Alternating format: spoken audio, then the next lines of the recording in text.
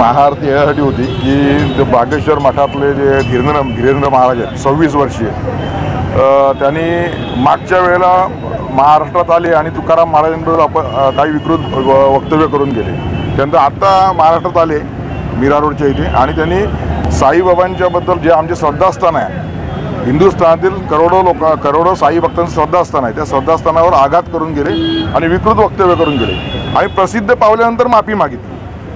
आमचं म्हणणं एवढंच आहे की प्रत्येक वेळेला आमच्या धर्माचा आणि आमच्या धर्मातील साधू संतांचा वापर का प्रसिद्धी करण्यासाठी, आणि याच्यापुढे जर असं वक्तव्य ते करणार असतील तर मी सरकारला आम्ही या माध्यमातून विनंती करतो किंवा सांगू इच्छितो की अशा बाबांना आमच्या धर्मावर किंवा आमच्या साधू संतांवर आघात करतात आणि आमच्या भावना दुखवतात, अशा बाबांना या महाराष्ट्रात येण्यास बंदी घालावी किंवा त्यांना समज द्यावी की काय बोलायचं आणि काय नाही. आणि जर काय ते बोलले नाहीत, असं ते वागले नाहीत, तर बाबांनी आम्हाला श्रद्धा आणि सबुरीचा जो मंत्र दिला आहे, त्या बाबांवर श्रद्धा ठेवून आम्ही आता पण सबुरीने वागलो. ह्याच्यापुढे आम्ही सबुरीने वागणार नाहीत.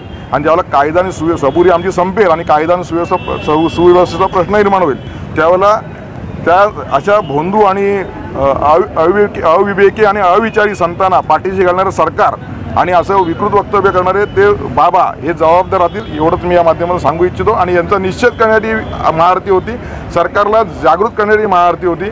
ह्या महाआरतीला आम्ही महाराष्ट्र नवनिर्माण सेनेच्या बरोबर की ह्या बोरवली चारकोपमधील जे पदयात्रिक मंडळ आहेत त्यांच्या सदस्यांना बोलवलं होतं. बहुसंख्य लोक आले होते आणि आम्हाला पोलिसांनी नोटीस बजावली की बाबा हे करू नका. त्या संताला नोटीस बजवत नाहीत, ते विकृत वक्तव्य करणाऱ्या आमच्या बाबांचा अपमान करणाऱ्या संताला किंवा त्या बागेश्वर महाराजाला ते नोटीस बजावली. आम्हाला आरती घेताना नोटीस बजावली म्हणून आम्ही पोलिसांच्या नोटीसचा मान राखून आम्ही सांगितलं की आम्ही काही गर्दी कमी केली, त्यामुळे आम्ही ही आरती शांततेने आणि सामंजस्याने पार पाडली. बरोबर आहे, त्या साईबाबांची शिकवण आहे, त्या शिकवणीनुसार आम्ही चाललो. श्रद्धा आणि सबुरी ही पण साईबाबांचा मंत्र आहे. आम्ही एवढे दिवस श्रद्धा ठेवून सबुरीने वागलो, पण प्रत्येक वेळेला जर मागच्या वेळेला तुकाराम महाराज, आता साईबाबा पुढच्याला आणखीन कोण करतील तर आम्ही सहन करणार नाही.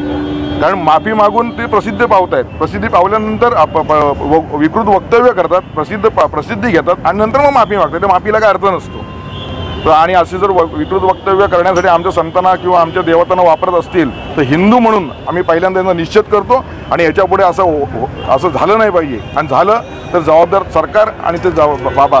उद्देश्य ऐसा है कि देखिए पिछले कुछ महीनों से जिस तरह से राष्ट्रपुरुषों का, संतों का अपमान किया जा रहा है, कभी राजनीतिक लोग होते तो कभी धीरेंद्र महाराज जैसे कथाकार होते. अब इनको संत भी नहीं कह सकते. इसके पहले उन्होंने तुकाराम महाराज के बारे में कुछ वक्तव्य किया था, फिर अभी साईं बाबा के बारे में वक्तव्य किया था. देखिए कैसे है ना कि केंद्र में है हिंदुत्ववादी भाजपा की सरकार और राज्य में है बाला साहब के ज्वलंत विचार की एकनाथ शिंदे और भाजपा की सरकार. तो हमें कहीं ना कहीं एक शक आता है कि भाई जिस तरह का वक्तव्य किया जाता है इन संतों द्वारा या राजनीतिक लोगों द्वारा, तो इस देश के या राज्य के जो मुख्य प्रश्न हैं जैसे बेरोजगारी है, किसानों के प्रॉब्लम्स है, महिला सुरक्षा के प्रॉब्लम्स है, तो इनसे ध्यान हटाने के लिए तो ये होता नहीं है.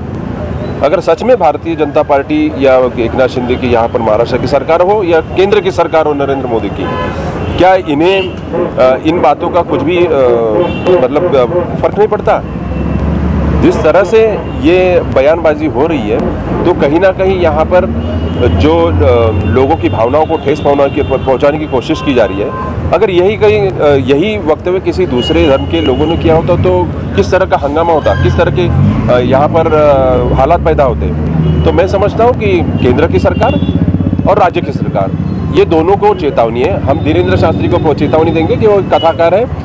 मैं उनकी उम्र में या उनके तजुर्बे में या उनके ज्ञान के इसमें नहीं जाऊंगा, लेकिन इस मामले में मैं केंद्र की सरकार और राज्य सरकार दोनों को ये चेतावनी देना चाहते हैं हम लोग कि जिस तरह से बाहर से आके लोग यहाँ पर जो कायदे की और ये जो हालात पैदा कर रहे हैं तो इनकी तरफ ये ध्यान दें, नहीं तो इनका जो हिंदुत्व है ये नकली है और इनका बुर्का हम फाड़ देंगे. कानून के साथ खिलवाड़ कर रहे हैं. जब अनऑथोराइज कंस्ट्रक्शन के लिए अविनाश यादव जब वहाँ पर कुछ अर्जी दाखिल करते तो उनको वहाँ पर नोटिस दी जाती है, उनको वहाँ पर मुमराबंदी की जाती है। अब यहाँ पर हम जिस तरह से संतों के अपमान के लिए या यहाँ के जो हमारे जो देवता हैं उनके अपमान के लिए कुछ आरती का तो प्रसाद कोल्हापुर को नोटिस दी जाती है। तो सरकार को सोचना चाहिए या सरकार को बहुत ही गंभीरता से इस प्रकार को विचार करना चाहिए कि भाई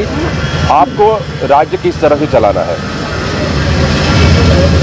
और आगे से जो भी इस तरह से वक्तव्य होंगे या जो हालात पैदा होंगे इसके लिए पूरी तरह केंद्र सरकार और राज्य सरकार जिम्मेदार रहेंगे।